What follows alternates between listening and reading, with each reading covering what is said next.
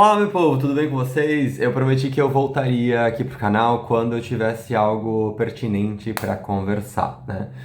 Talvez vocês escutem um pouco de eco, mas eu ainda tô me adaptando a algumas questões aqui, e aí, enfim, vocês vão entender durante o vídeo de hoje. Há um mês atrás, um mês e um pouquinho atrás, talvez, eu publiquei o meu último vídeo falando sobre algumas mudanças que aconteceriam e tudo mais, e eu queria trazer esse feedback, ou esse relato, melhor dizendo, porque essas minhas redes sociais, tanto podcast quanto o YouTube, acabaram se tornando mais um diário pessoal do que realmente divulgação de qualquer coisa, né? Há, sei lá, 2 meses atrás, mais ou menos, eu me formei na graduação, que era um grande fantasma que eu tinha na minha vida, né? Por ter 30 e poucos anos, 20 e 12, como eu costumo brincar, e não ter terminado a graduação. Enfim, terminei, me senti muito satisfeito com aquilo. O processo até chegar na graduação foi muito bacana, porque eu aprendi muito num laboratório que eu trabalhava lá em Santa Catarina. Enfim, mas que durante esse período final eu decidi e eu entendi de que o meu caminho ele era dentro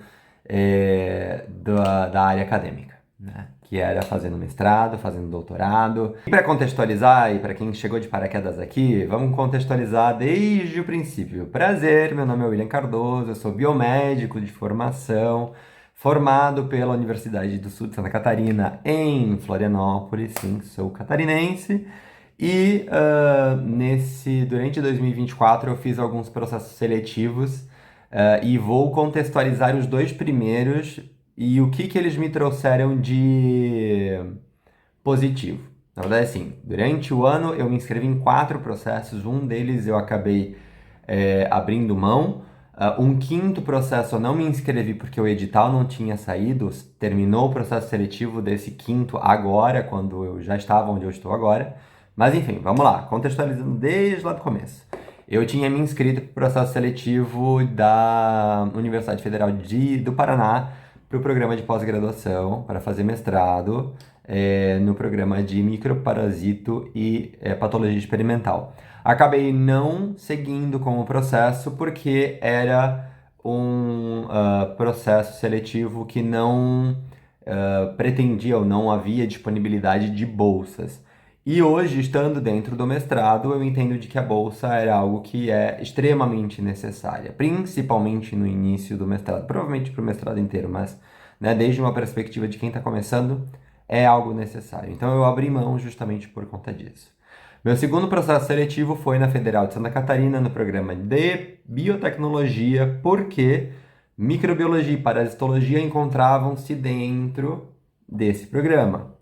E aí, para entender, por que essa área? Bom, porque durante a graduação eu sempre tive um feeling, um viés, uma pegada sanitarista e visando saúde única, política pública em saúde, mas também a investigação e inovação muito forte dentro de mim. Tanto que meu trabalho de conclusão de curso foi sobre a expansão de doenças tropicais negligenciadas no sul do Brasil, com foco em leishmaniose.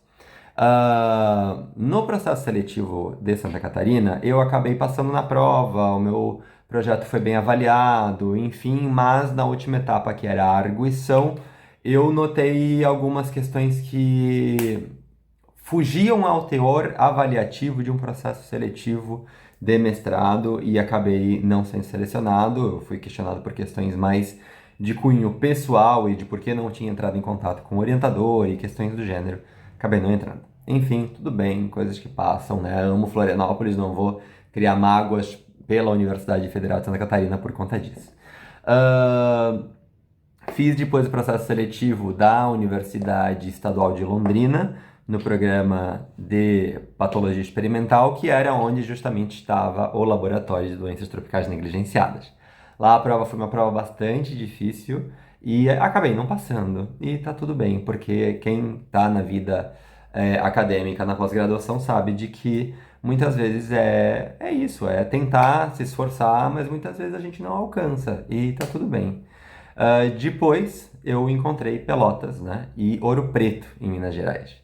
Ouro Preto em Minas Gerais eu já deixo de lado aqui, já faço o adendo de que eles não abriram o edital até o tempo em que eu precisava que abrissem, e porque eles acabaram postergando um pouco, e para um ser ansioso aquilo não me fechava, eu acabei não aplicando. E aí eu fiz a prova aqui da Universidade Federal de Pelotas, no Rio Grande do Sul, onde eu passei em terceiro lugar no processo seletivo, com um professor orientador que é maravilhoso e um professor co-orientador que eu consegui depois também que é maravilhoso.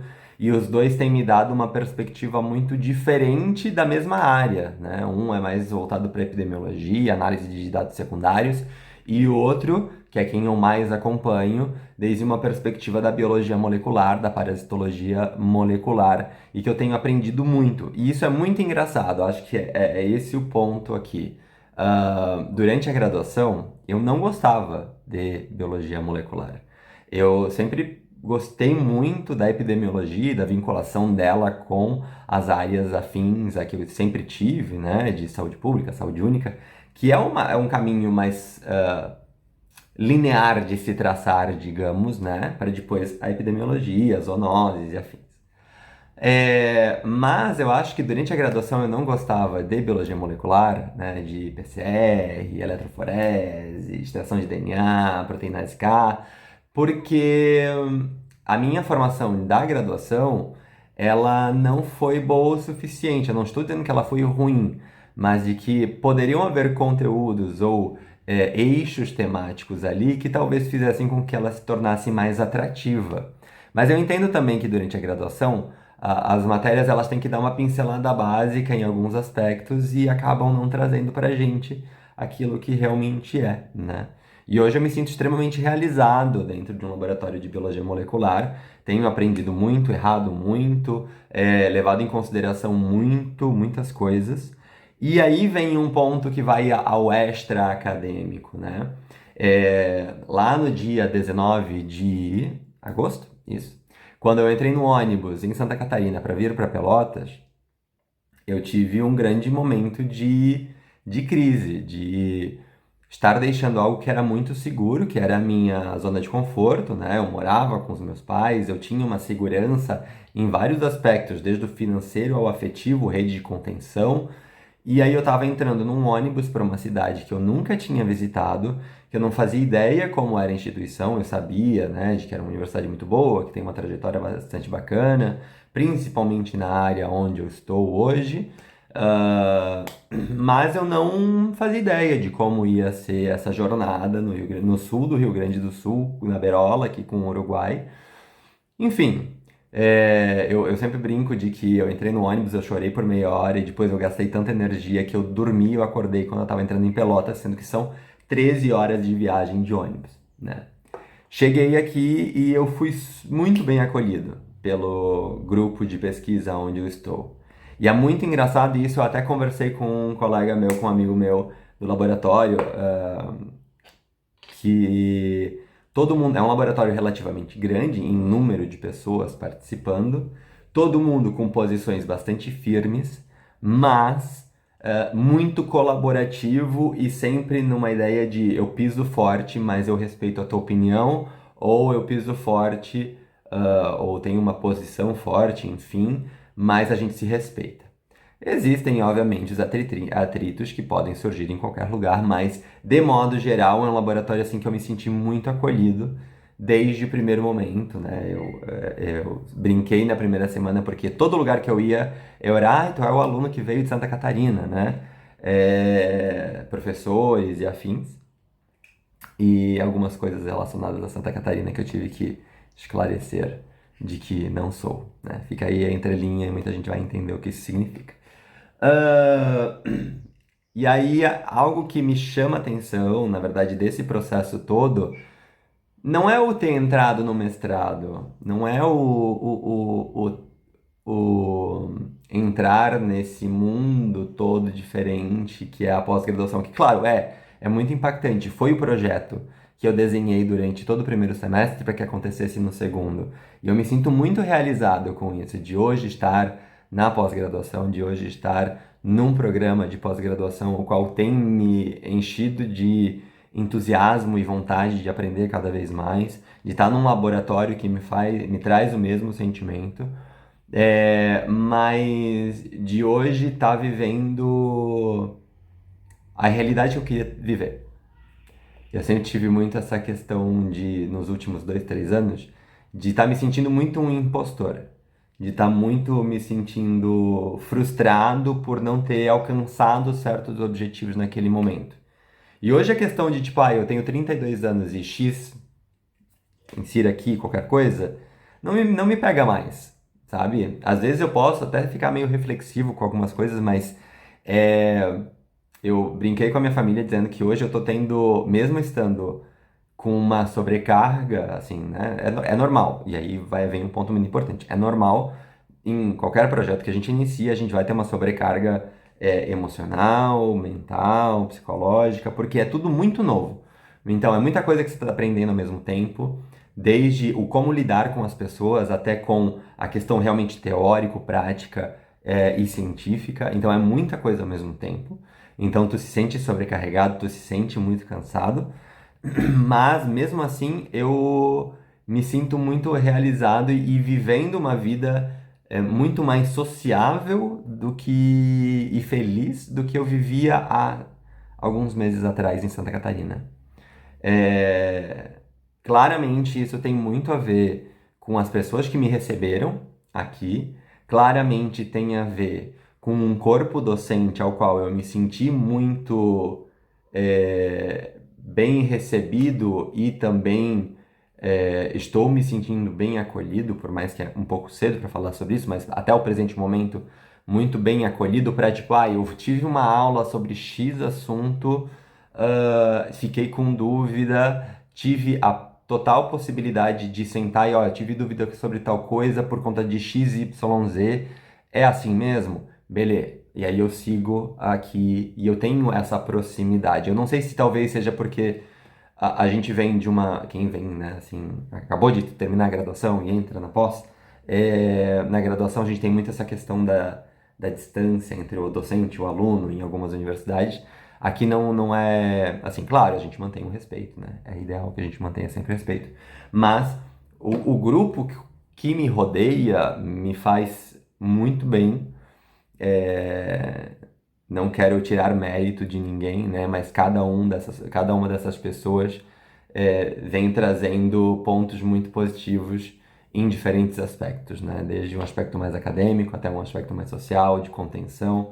Eu tive a sorte de entrar no mestrado e comigo entrar no mestrado naquele grupo também uma pessoa é, que a gente se deu muito bem e que eu até brinco, né, do apego afetivo que a gente criou, que ele criou, que eu criei, enfim, e a gente consegue se ajudar nos momentos de crise, mas assim também o povo que está há mais tempo também colabora muito nesse aspecto e eu fico muito feliz, coleguinhas do Laboratório de Biologia Molecular Veterinária, porque vocês são responsáveis pelo meu bem-estar e por eu me sentir tão bem acolhido na cidade de Pelotas. Né? E algo que eu achei muito interessante e que não posso deixar passar é algo que eu ouvi na minha primeira e na segunda semana do mestrado aqui, que foi a gente vive numa realidade em que a pseudociência domina, né? E de que a gente vive, a gente aí, eu me incluo nesse grupo, de estar entrando neste grupo, melhor dizendo, de uma grande bolha de privilégio que é fazer mestrado, fazer doutorado, ou seja, estar na pós-graduação nesse aspecto bem acadêmico, que é uma realidade que a maior parte da população brasileira não tem. E não lembro se foi o atual coordenador do meu programa ou se foi alguém. Não, acho que foi uma professora de metodologia que eu tenho, que gosto muito dela pelo simples fato dela ser biomédica e dela ser um amor também, muito boa professora. Ah, a gente vive rodeado de pseudociência, né? De abrir as redes sociais e ouvir falar de que X, Y coisa faz bem para a saúde ou mal para a saúde por tal coisa e que aquilo não é fundado, não tem fundamento científico e tudo mais.